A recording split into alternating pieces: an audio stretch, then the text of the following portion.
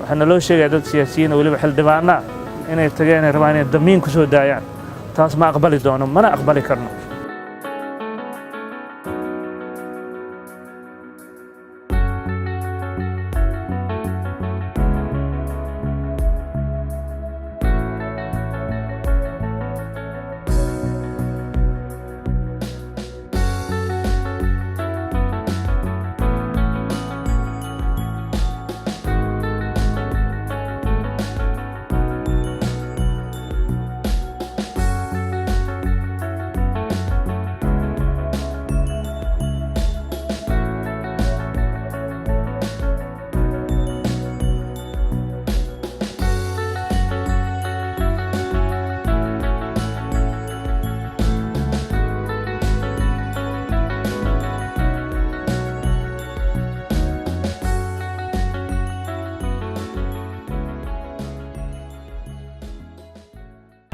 inta badan aniga waa saaxiibaday dawladda federaalkan ka imid muddan ka wada shaqeynayna ama golaha wasiirada ama